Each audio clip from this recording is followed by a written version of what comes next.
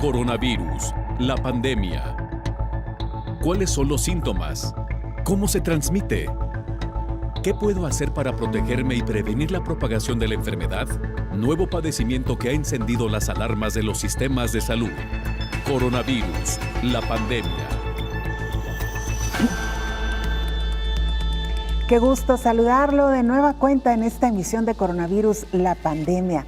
Le damos la más cordial bienvenida a quienes nos siguen a través de la señal de todos, Canal 44, también a quienes lo hacen a través de las televisoras públicas en México y América Latina. Le recordamos las formas de hacer contacto, @Canal 44 TV en Twitter y Facebook. Nos puede mandar mensajes también a través de WhatsApp en el 33 22 42 06 90. Hoy dedicaremos nuestro programa a hablar sobre la declaración que emite la Organización Mundial de la Salud para los profesionales de la salud sobre la regulación de la vacuna contra COVID-19 y garantizar que sean seguras y eficaces. Las enfermedades infecciosas desatendidas o olvidadas afectan más a la población más pobre y con un limitado acceso a los servicios de salud. También hablaremos de cómo urge frenar enfermedades transmitidas por vectores como ébola, Lassa, fiebre del Nilo o dengue, entre muchas otras. La Organización Panamericana de la Salud llama a las naciones a extremar precauciones y prevenir enfermedades que ponen en riesgo a la salud de la población. También le estaremos compartiendo datos preliminares que señalan que la vacuna candidata contra dengue de la farmacéutica Takeda previno hospitalización y enfermedad. Sin duda alguna, mucho por aprender todavía de las enfermedades que son transmitidas por vectores y que nos han dejado también grandes lecciones para esta pandemia. Vamos pues con nuestra compañera Isaura López Villalobos para que nos ponga en contexto. Un segundo año consecutivo y los países de América Latina se enfrentarán al binomio infeccioso COVID-19-dengue, altamente contagiosos y letales. El medio ambiente de cada nación es clave para la proliferación de la Aedes aegypti, el mosco hembra transmisor de la enfermedad de dengue. Para América es un vector de alta preocupación. La Organización Mundial y la Organización Panamericana de la Salud en los últimos años han advertido del aumento en el número de personas.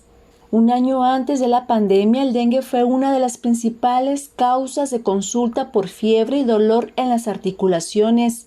En algunos países se volvió un dolor de cabeza para el sistema sanitario ante los brotes que surgieron. Para marzo del 2020, con la llegada de la pandemia COVID-19 y el inicio de la cuarentena, aunque bajó la densidad de casos por dengue, sí hubo personas que cursaron con la llamada sindemia. Ambos binomios resultaron un desafío para el sistema de salud. Estas enfermedades endémicas emergentes y reemergentes no deben desatenderse ante la magnitud de peligrosidad que causa al humano. La Organización Panamericana de la Salud en agosto de 2019 alertó sobre un ciclo epidémico de dengue en la región de las Américas, con alza de casos en varios países. Ese año se registraron mayores cifras históricas de dengue que superaron en un 30% el 2015. En 2020, la organización informa que hasta la primera semana de junio se reportaron más de 1.600.000 casos de arbovirosis en las Américas. Correspondieron a dengue el 96%, seguido por chikungunya y Zika. En el segundo año de la pandemia COVID-19 y su contacto con el dengue, los organismos internacionales de salud llaman a las naciones a estar preparadas y en alerta ante la posibilidad de brotes por dengue y en la atención prioritaria de pacientes con ambas enfermedades infecciosas, informó Isaura López Villalobos.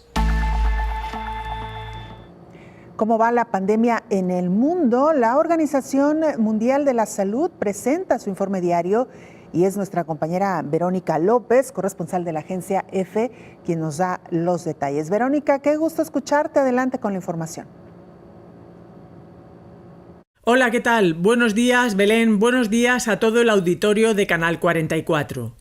El nuevo coronavirus SARS-CoV-2, responsable de la COVID-19, avanza por todo el planeta y se acerca a los 177 millones de casos.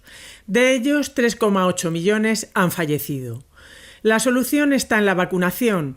En total se han administrado cerca de 2.400 millones de dosis, pero el problema es que no llegan a todos los territorios por igual. En ello trabaja la plataforma COVAX impulsada por la Organización Mundial de la Salud, y las vacunas poco a poco se van distribuyendo.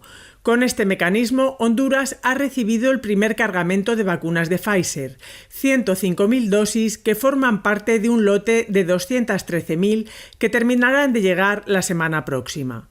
Los países que registran más casos nuevos son India y Brasil. Argentina logra reducir la incidencia con un 17% menos de contagios, mientras que repuntan un 6% los casos en Estados Unidos. La cifra global de contagios y muertes desciende y, según el último informe de la Organización Mundial de la Salud, la segunda semana de junio fue la de menor incidencia desde febrero. Los casos bajan especialmente en el sureste de Asia y en Europa. Pero hoy tenemos que poner el foco en África, la única región en la que aumentan los contagios. Lo hacen a un ritmo de más del 20% semanal. La tercera ola se intensifica en el continente, donde solo se ha vacunado completamente el 0,79% de la población. La OMS ha instado a tomar medidas urgentes. Pone como ejemplo la situación de la India, donde la evolución ha sido muy rápida y se han colapsado los sistemas de salud. Hasta la fecha, África ha recibido 60 millones de dosis, de las que se han inyectado 42 millones. El objetivo es vacunar al 60% de la población del continente para finales de 2022, unos 750 millones de personas. La esperanza también está puesta en la decisión anunciada el pasado domingo por el G7. Donarán más de 1.000 millones de vacunas a los países en desarrollo entre 2021 y 2022. Reportó desde Europa Verónica López para el programa Coronavirus, la pandemia. Muchas gracias, Verónica, por esta información. Vamos ahora a Rusia, porque en Moscú será obligatorio que los trabajadores del sector de los servicios estén vacunados. Vacunación obligatoria en Moscú. Las autoridades de la capital rusa han decretado la inoculación de al menos el 60% de los trabajadores de los sectores de los servicios ante el rechazo de la población a vacunarse, un recelo que habría causado un dramático incremento de los contagios por COVID. Si el número de contagios continúa subiendo al ritmo actual, ya no quedarán camas libres en los hospitales en un plazo de 3 semanas. El alcalde de Moscú ha advertido en un comunicado que actualmente 12.000 personas están hospitalizadas en estado grave. Para las autoridades de Moscú, la vacunación deja de ser un asunto personal cuando los ciudadanos salen a la calle y se convierten en coparticipantes del proceso epidémico. Y para dar más énfasis a su llamamiento a la vacunación, Sergei Sobyanin visitó un hospital donde recalcó el número de casos graves en Moscú ha aumentado en un 70% y en consecuencia estamos abriendo nuevos hospitales para los enfermos de coronavirus.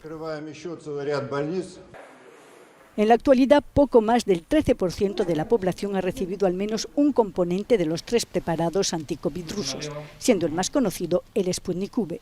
Pero según un sondeo, el 62% de los rusos no están dispuestos a recibir esta vacuna.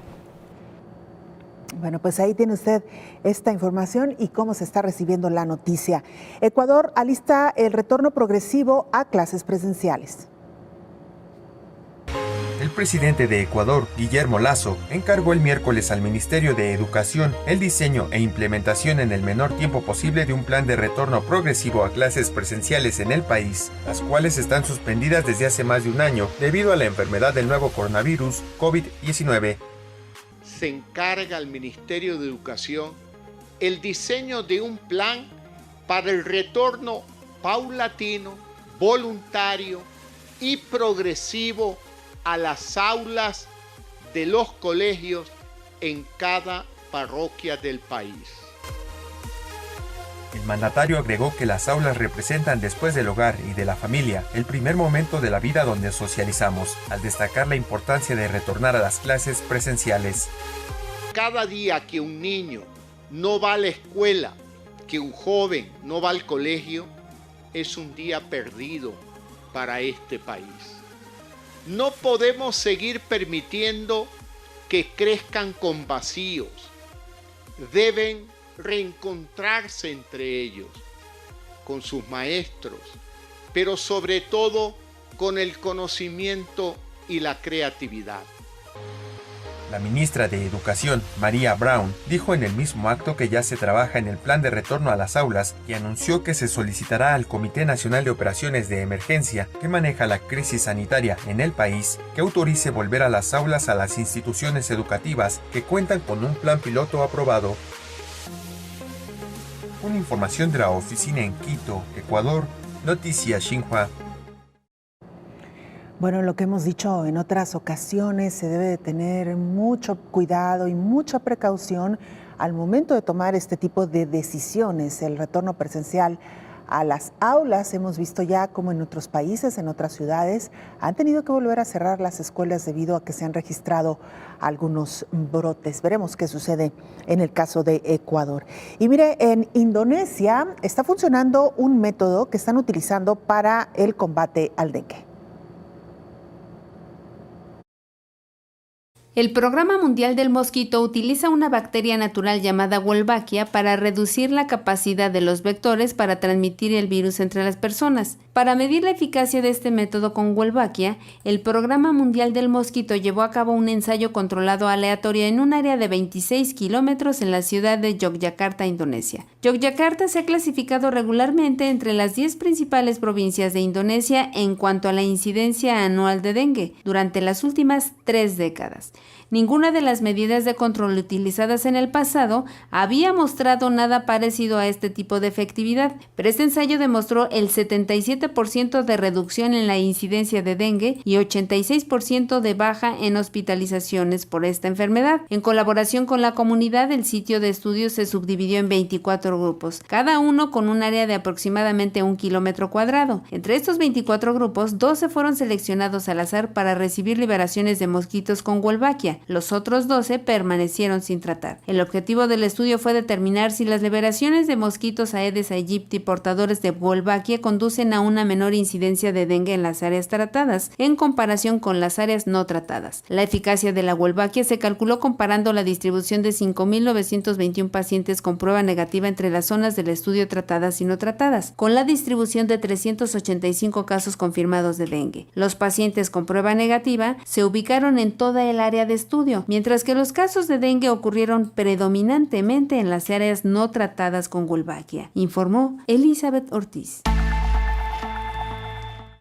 Y mire, continuando con este tema, urgen a frenar las enfermedades transmitidas por vectores.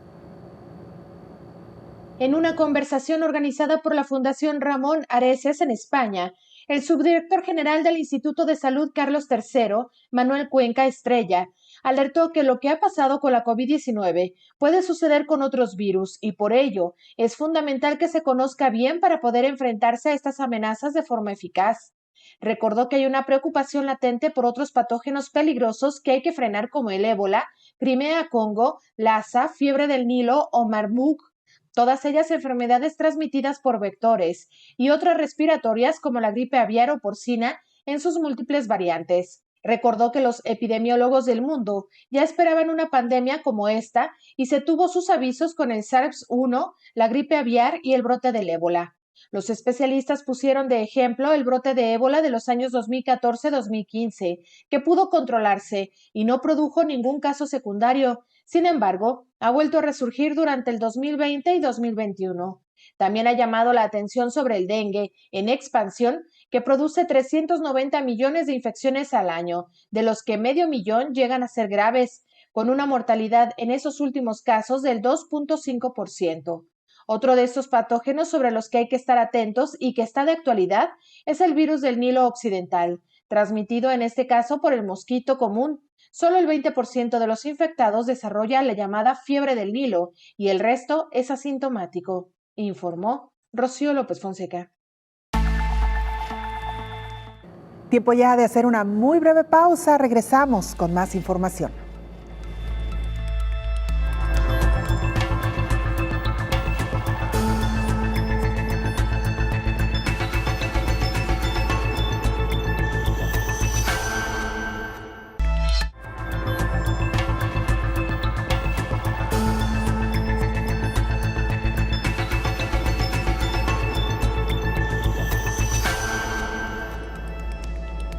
Tijuana y San Diego lanzan un plan conjunto de vacunación anti-COVID en la frontera entre México y Estados Unidos. México y Estados Unidos inician un programa transfronterizo de vacunación contra COVID-19. Autoridades de la ciudad mexicana de Tijuana y la estadounidense San Diego comenzaron un esfuerzo conjunto desde el martes en el que también participa el sector privado.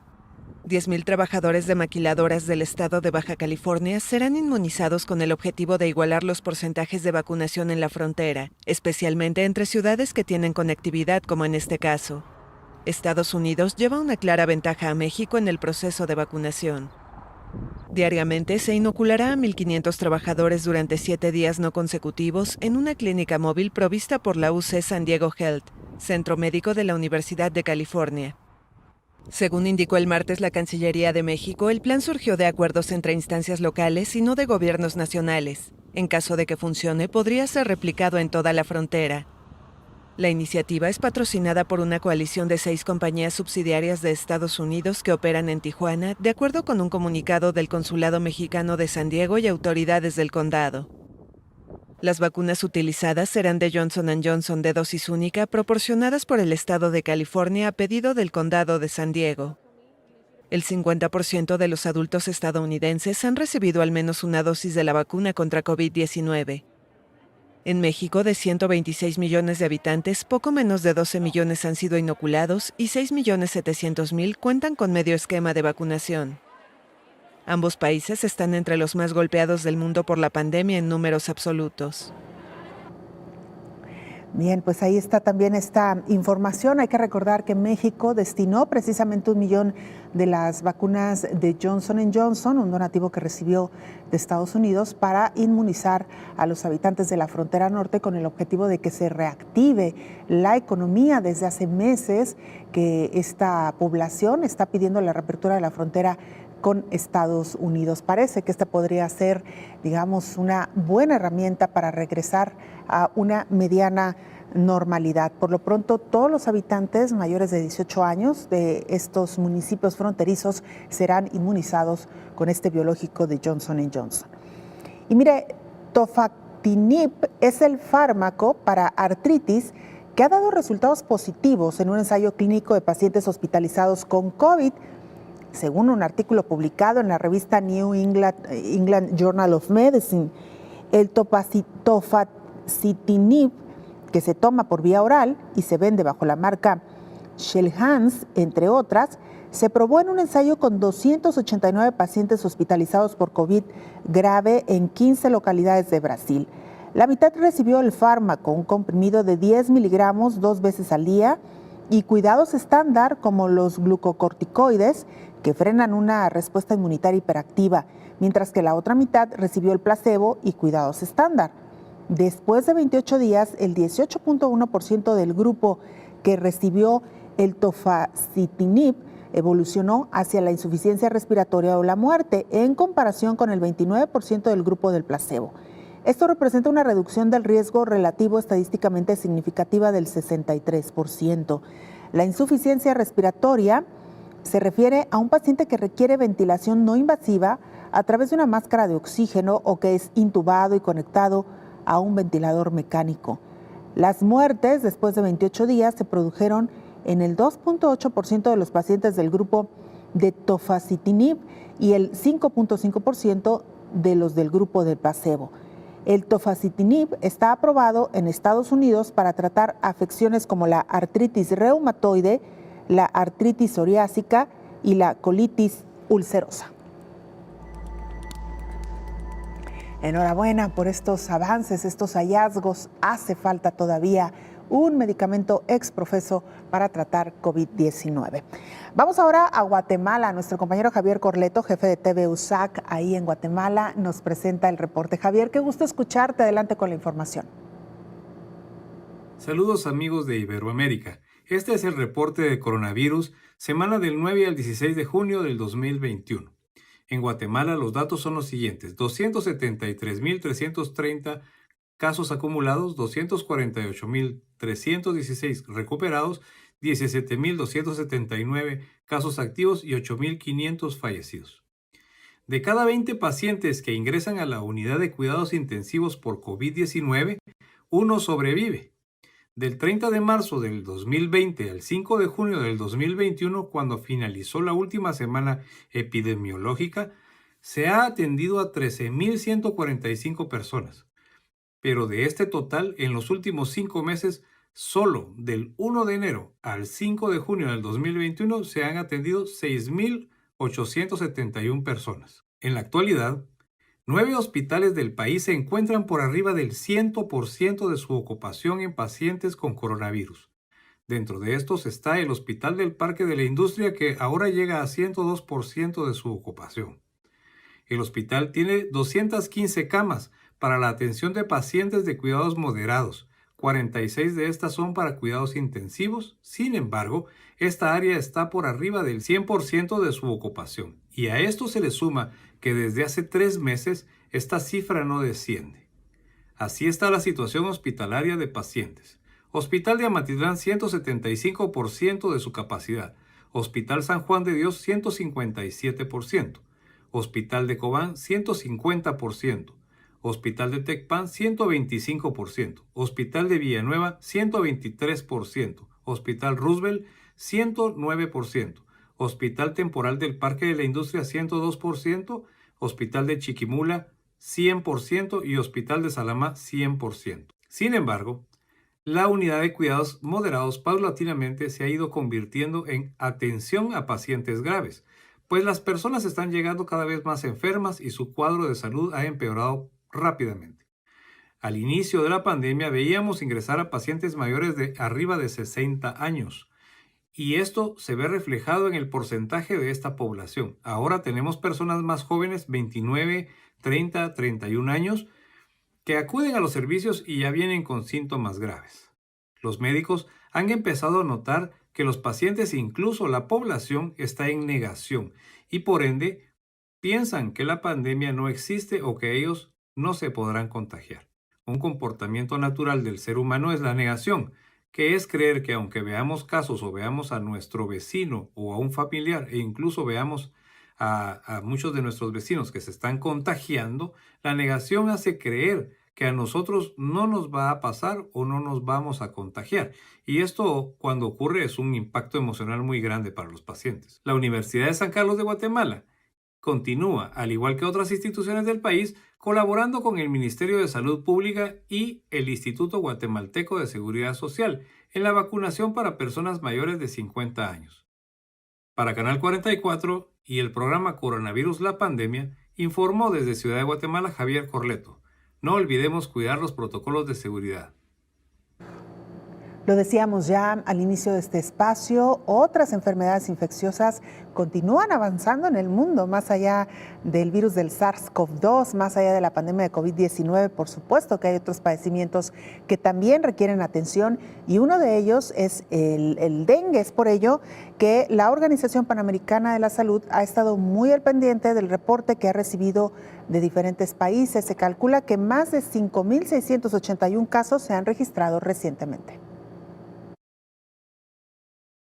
En 2020 fueron notificados 2.300.000 casos de dengue en la región de las Américas, de los cuales 1 millón fueron confirmados. En la región fueron registrados 5.681 casos graves y 1.019 muertes. Ahora en este 2021, en la primera mitad del año, suman 536.000 casos, de los cuales 205.527 fueron confirmados. Esto equivale al 38%. La tasa de letalidad fue del 0.04% en 2020, la más baja registrada en los últimos 10 años. A pesar de ser un año epidemiológicamente complejo para el dengue por la simultánea transmisión pandémica de la enfermedad por coronavirus. Si bien la tasa de incidencia acumulada hasta la semana 47 del 2020 para la región de las Américas es menor que la registrada durante el año epidémico de 2019, esta cifra rebasó a la tasa del periodo del 2016 al 2018 y es la más alta registrada desde 2015 en sus 2 subregiones de las Américas, en el Caribe no latino y la región andina. Países como México han tenido una reducción notable de casos. En la primera mitad del 2020 había reportado 3.494, pero en el mismo periodo de este 2021, la cifra se desplomó hasta llegar a solo el 19% de las cifras alcanzadas el año pasado, informó Elizabeth Ortiz. Bueno, pues ahí tiene usted esta información. Y mire, le contábamos también que las enfermedades infecciosas y transmitidas por vectores afectan más a la población de bajos recursos, es lo que advierten los profesionales de la salud. Las enfermedades infecciosas desatendidas u olvidadas y aquellas transmitidas por vectores son un conjunto de enfermedades infecciosas que afectan principalmente a las poblaciones más pobres y con un limitado acceso a los servicios de salud, especialmente aquellos que viven en áreas rurales, remotas y en barrios marginales, aunque algunas arbovirosis, como el dengue, el Zika y chikungunya, también afectan a grandes centros urbanos. La prevención y control de estas enfermedades, generalmente relacionadas con la pobreza o hacinamiento, requieren un abordaje integrado y multidisciplinario, muchas veces basado en acciones dirigidas al control de los vectores, con acciones multisectoriales e intervenciones costo-efectivas para reducir el impacto negativo sobre la salud y el bienestar social y económico de los pueblos de las Américas. Las enfermedades de transmisión vectorial representan más del 17% de todas las enfermedades infecciosas y cada año provocan más de 700,000 muertes. Pueden estar causadas por parásitos, bacterias o virus. Ante la llegada del temporal en el hemisferio occidental, la Organización Panamericana de la Salud hace un llamado a las naciones para reforzar la vigilancia epidemiológica, principalmente de las enfermedades transmitidas por vector. Sin embargo, la misma organización internacional no ha actualizado su alerta epidemiológica desde el año pasado, informó Rocío López Fonseca. Hacemos una pausa, regresamos con más información.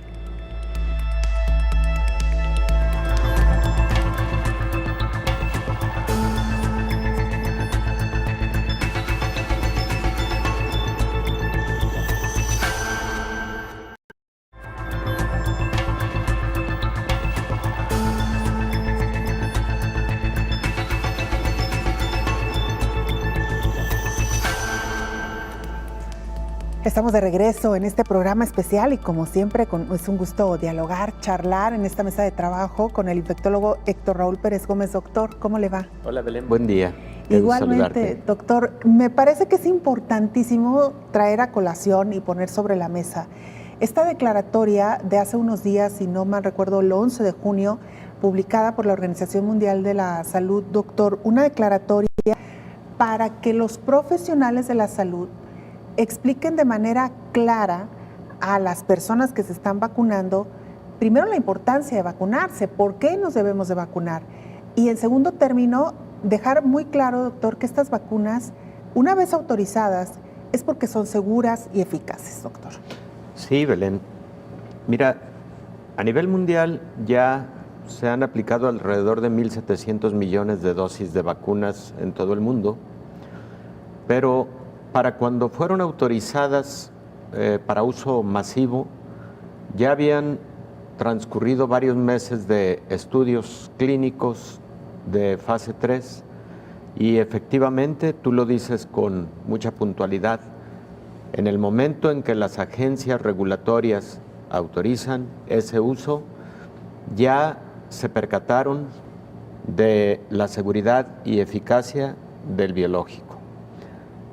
La eficacia puede tener variaciones entre uno y otro en cuanto a que algunas tienen 94% de eficacia para enfermedad grave, para proteger contra enfermedad grave de COVID-19, y algunas otras ofrecen una eficacia que está en el orden del 90-91%. Es normal que existan esas diferencias porcentuales en la eficacia de una vacuna o de un fármaco, sobre todo teniendo en consideración que son vacunas nuevas. Número 2, la más importante de las consideraciones para autorizar un fármaco o una vacuna es la seguridad. Hay un principio fundamental en medicina que es prime non nocere, primero no hacer daño, es un principio hipocrático o probablemente incluso de tiempo antes de haberlo pronunciado Hipócrates. El principio de la seguridad en el caso de las vacunas es la evaluación de los eventos adversos y también de los eventos adversos graves. En cuanto a los eventos adversos no graves, todas las vacunas generan habitualmente, incluso las vacunas tradicionales, algunos síntomas que se pueden presentar entre las 24 y 48 horas después de su aplicación. Dolor en el sitio de la inyección, un poco de fiebre, dolores musculares, articulares, etc. Y las vacunas tradicionales también pueden tener efectos secundarios o eventos adversos graves. Estos eventos adversos graves son los que ponen en peligro la vida y son eventos en los que también está protocolizado cómo actuar de manera inmediata para evitar un desenlace fatal, por ejemplo. Ahí estos eventos habitualmente ocurren en las primeras horas y habitualmente son eventos conocidos como anafilaxia, pero pueden ocurrir otros eventos adversos graves. La proporción de eventos adversos graves en vacunas de COVID se presentan en aproximadamente 3 eventos adversos graves por cada 1.000.000 de dosis aplicadas. 3 eventos adversos graves por cada 1.000.000 de dosis aplicadas. Son muy bajos. No son muy superiores a los eventos adversos graves de vacunas de otra naturaleza. Entonces, Belén, yo creo que esta declaratoria que hace la Organización Mundial de la Salud es muy oportuna, porque si consideramos que han transcurrido apenas 6 meses del inicio de la vacunación a nivel mundial, pero además si se ha vacunado aproximadamente a 1.500 millones de personas en el mundo, con la aplicación de cerca de 2.000 millones de dosis en todo el mundo, pues todavía nos faltan prácticamente 3/4 partes de la población o un poco más, y se puede decir que aunque hay buen ritmo de vacunación en algunos países, a nivel global estamos prácticamente iniciando. Y ya con el tiempo transcurrido debería haber más confianza de la población con respecto a los biológicos. Y ahí creo que esa parte nos preocupa, porque todavía hay entre el 10 y el 25% de la población que tiene edad para vacunarse, etcétera, que ha decidido no vacunarse o no ha tomado la decisión. Número 2, existen mitos que debemos quitar del camino para que exista más confianza.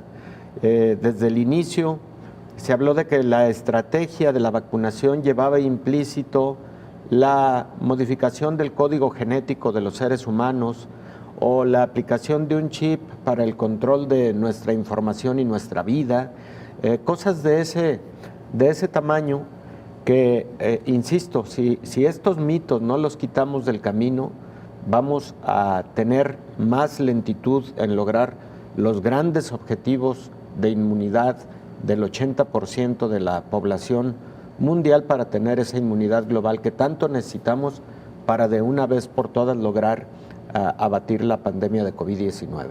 Así es, doctor, esta declaratoria que publican de manera conjunta la Coalición Internacional de Autoridades Reguladoras de Medicamentos y la Organización Mundial de la Salud, que pretende ayudar precisamente a responder a estas preguntas de los profesionales de la salud sobre la función de las autoridades reguladoras en la vigilancia de las vacunas y concretamente, dice este pronunciamiento, explicar exhaustivamente la evaluación científica a las que se someten las vacunas para determinar que son seguras, eficaces y de calidad, así como la vigilancia estrecha y continua de su seguridad que se mantiene tras su autorización. Regresamos con este tema, doctor. Sí. Vamos antes a otro de nuestros temas del programa del día de hoy, que tiene que ver con las infecciones que se transmiten por vector. Nos referimos al dengue, donde también una vacuna contra esta enfermedad previene 83% de las hospitalizaciones. La vacuna candidata contra el dengue de la farmacéutica Takeda previno el 83% de las hospitalizaciones y el 62% de las enfermedades por dengue en general, sin riesgos de seguridad importante identificados durante los 3 años posteriores a la aplicación. El dengue es la enfermedad viral transmitida por mosquitos de más rápida propagación, con un estimado de 390 millones de casos y 500,000 hospitalizaciones por año en todo el mundo, con opciones limitadas de prevención. La farmacéutica anunció que en el ensayo fueron inscritos más de 20,000 niños y adolescentes sanos de 4 a 16 años en países endémicos de dengue, tanto en América Latina como en Asia. La vacuna tetravalente contra el dengue de Takeda se basa en un virus del serotipo 2 del dengue atenuado vivo, que proporciona la columna vertebral genética para los 4 virus de la vacuna. El estudio de inmunización tetravalente de fase 3 contra el dengue a doble ciego, aleatorio y controlado con placebo evalúa la seguridad y la eficacia de 2 dosis en la prevención del dengue sintomático confirmado por laboratorio de cualquier gravedad y debido a cualquiera de los 4 serotipos del virus del dengue en niños y adolescentes, informó Elizabeth Ortiz. Vamos a Alemania, donde nuestro compañero Rodrigo Zuleta, corresponsal de la agencia EFE, nos presenta el más reciente informe. Rodrigo, qué gusto escucharte. Adelante con la información. Hola Belén y buenos días a todo el auditorio de Canal 44. Creo que en Alemania la situación de la pandemia se puede resumir con 3 frases. La primera, los contagios tienden a la baja. La segunda, hay un aumento de la vacunación. Y la tercera, es que pese a esas 2 cosas, hay un temor evidente de que pueda haber una nueva ola debido a las nuevas mutaciones y a las nuevas variantes, sobre todo a la llamada variante Delta. En cuanto a los contagios, la incidencia semanal ha bajado hasta 13,2 por 100.000 habitantes, 13,2 contagios por 100.000 habitantes en 7 días. Hay que recordar que hace pocas semanas la incidencia estuvo claramente por encima de los 100 contagios por 100.000 habitantes.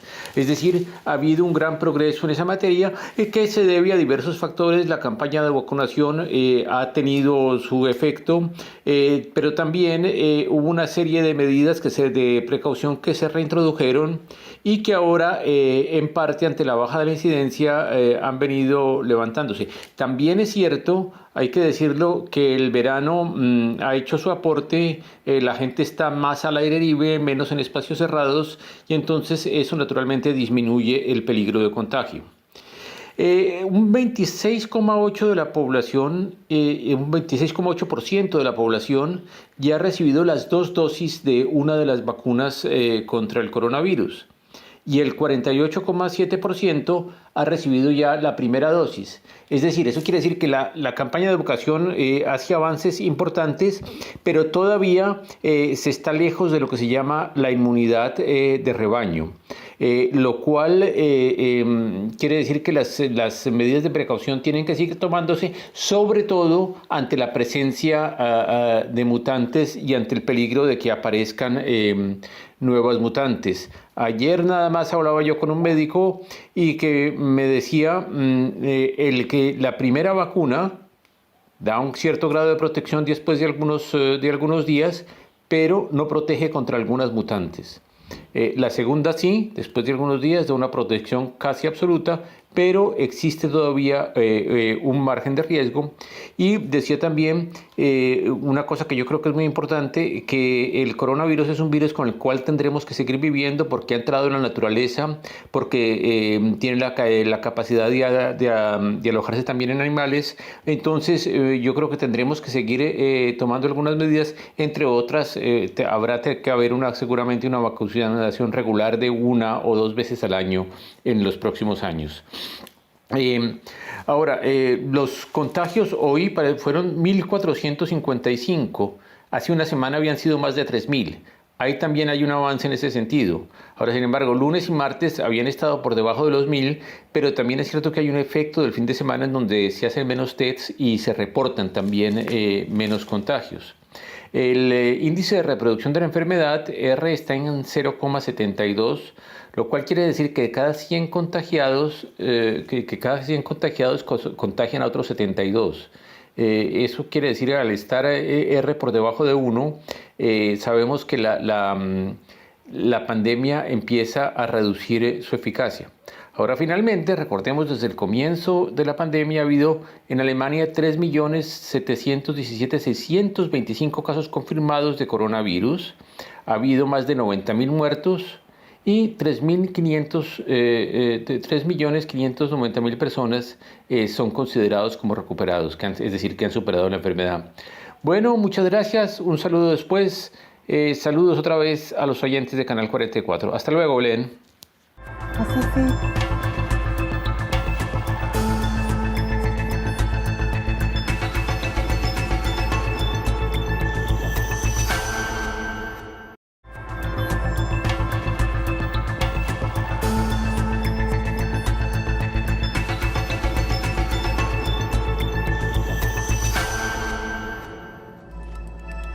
Urge extremar medidas para prevenir enfermedades a la población ante la amenaza de COVID-19.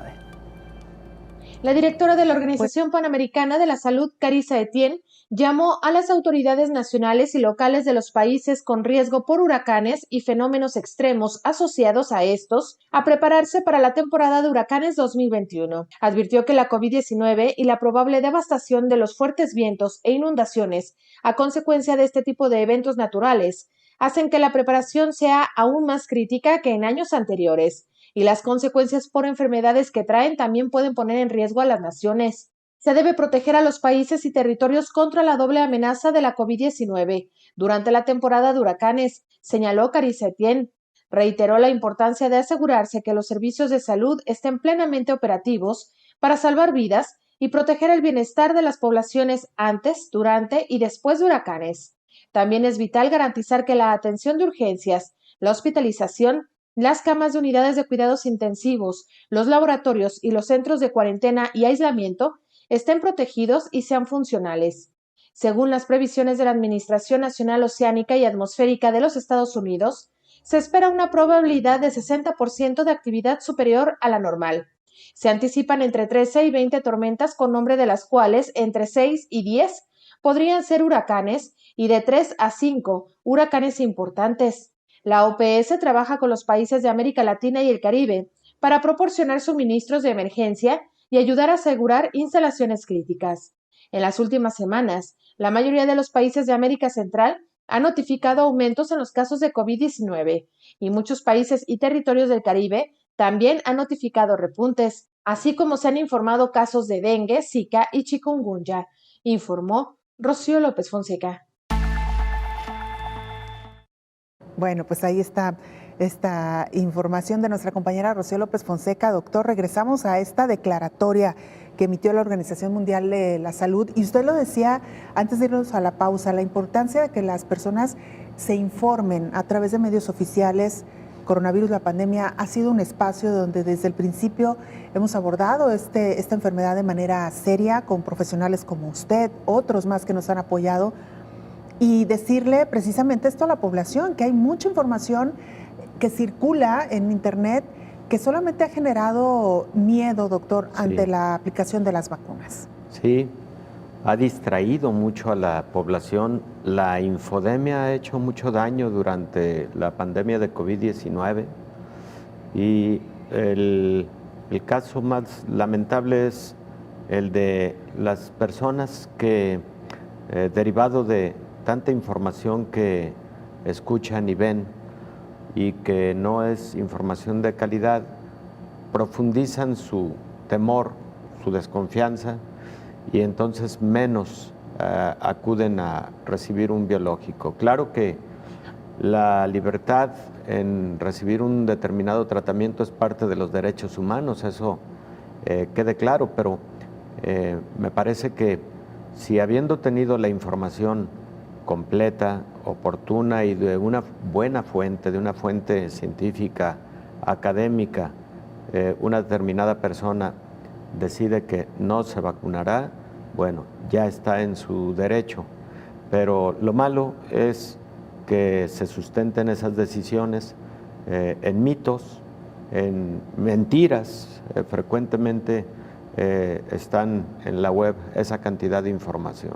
Lo decíamos, ¿no? Que si la vacuna modifica tu código genético, que si la vacuna fue para incrustar un microchip, para el control de tu vida, para tener información de lo que haces cada día, etcétera.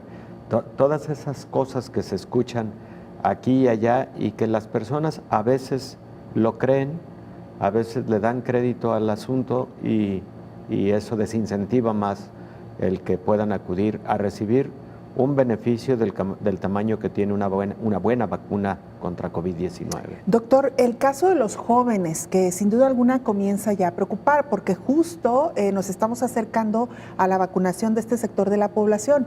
En Estados Unidos tuvieron que hacer una campaña muy intensa para convencer a los jóvenes para que se vacunaran, incluso hasta obsequiándoles algunos regalos, ¿no? A cambio de que fueran a vacunarse.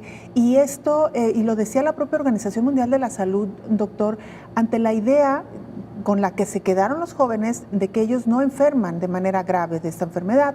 Muchos de ellos han dicho, ¿para qué nos vacunamos si no vamos a enfermar de manera grave? Pero esto no es así necesariamente, doctor. Claro que no, claro que no. Las estadísticas señalan con claridad que la población más vulnerable es la mayor de 65 años. Así, pero eso no significa que un joven de 18 años no pueda enfermar gravemente de COVID-19 y pueda morir. De hecho, el incremento de la letalidad se da no de los 60 años en delante, se empieza a observar con mucha claridad de los 35 años en delante.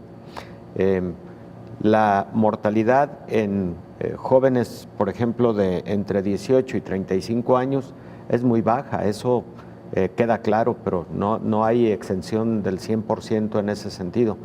De tal suerte, y luego también, pues recordemos, hay población joven con obesidad, con diabetes, con hipertensión, cada vez hay más jóvenes y niños con obesidad, entonces no está solo en función de la edad, sino también de otros factores de riesgo, de otras comorbilidades. Por ese motivo, creo que deberíamos adoptar una posición de conciencia para lograr esa inmunidad global. Luego otro punto, Belén, y creo que debe ser un mensaje para los jóvenes, es lo siguiente. Es importante que tú no enfermes y no enfermes gravemente, porque si enfermas, y particularmente enfermas gravemente, puedes infectar a otros más que pueden tener luego un curso lamentable, un curso fatal. Todo es un asunto de solidaridad en la conciencia con propósito de que logremos ese objetivo común todos como seres humanos, ¿no? Si nos quedamos cortos en cuanto al número de personas vacunadas, al porcentaje de personas vacunadas, la pandemia va a persistir y nos va a llevar a periodos muy largos con recaídas epidemiológicas o con rebrotes epidemiológicos. Y eso creo que nadie lo quiere. Además de la afectación sanitaria, la económica, la social, han sido afectaciones muy lamentables a lo largo de la pandemia. Claro, y porque serán los jóvenes y los niños, doctor, también quienes regresen y están regresando paulatinamente a las aulas. Se requiere que estos espacios sean seguros también, no solamente con la inmunización de los profesores, también es importante la población estudiantil. Efectivamente, de hecho ya Estados Unidos tiene autorizadas las vacunas de Pfizer y la vacuna de Moderna para uso a partir de población de 12 años de edad. Eso precisamente para asegurar retornos seguros, valga la redundancia, a actividades escolares y retornos seguros a la mayor parte de actividades económicas en el país. Aquí lo veíamos también en días pasados, cuando el anuncio de la aplicación de vacunas a personas muy jóvenes en la frontera de México con Estados Unidos, de ambos lados de la frontera, con propósitos de que la actividad comercial que es tan intensa en la frontera se reactivara. Y recordemos que hay muchas personas que trabajan en maquiladoras, etcétera, que sí tienen mucha interacción, y ahí pues había un foco de riesgo de transmisión de COVID-19. Qué bueno que ya se inició esa vacunación a personas más jóvenes en esa zona fronteriza con los Estados Unidos. Dice esta declaratoria de la Organización Mundial de la Salud, y con esto casi cerraríamos, doctor, es importante conocer esto. Las autoridades reguladoras evalúan la evidencia científica y clínica que proporcionan los fabricantes de vacunas, quienes por obligación legal deben cumplir determinadas normas relativas a la presentación de datos. Además, dichas autoridades supervisan los estudios clínicos y las prácticas de fabricación. Tras la preceptiva evaluación, los datos de los ensayos clínicos sobre las vacunas se ponen a disposición, ya sea en su totalidad o resumidos. Las autoridades reguladoras evalúan exhaustivamente la seguridad, la eficacia y la calidad farmacéutica de cada vacuna para determinar si se autoriza su uso o no. Con ese fin, estudian, insistimos, la evidencia científica obtenida durante la investigación preclínica en el laboratorio. Así que, pues doctor, un apunte muy preciso que hace la organización. Definitivamente, Belén, y además se establecen comités de vigilancia farmacológica para el seguimiento a lo largo de meses, años, aún cuando ya hubo autorización de las agencias regulatorias, para estar vigilando la seguridad de estos biológicos luego con el transcurrir del tiempo. Entonces, todos los países tienen instalados sus comités de vigilancia ya en la fase de administración de la vacuna de forma masiva. Y por último, Belén, de mi parte, por lo menos, recordar a nuestra amable audiencia que si bien en este momento se encuentran determinado número de vacunas en uso en la población general, hay una gran cantidad de vacunas que se quedaron en el camino, que no reunieron estas características, en donde la propia farmacéutica dijo, no tuvimos éxito, retiramos el biológico, o en donde las mismas agencias regulatorias, al ver la evidencia científica presentada, dijeron, no es suficiente para poder ser autorizada. Entonces, creo que eso puede dar una pauta de mayor seguridad a la población para acceder a la vacuna. Doctor, muchísimas gracias como siempre. Gracias a ti, Belén. Nos vamos, gracias por habernos acompañado. Hasta la próxima.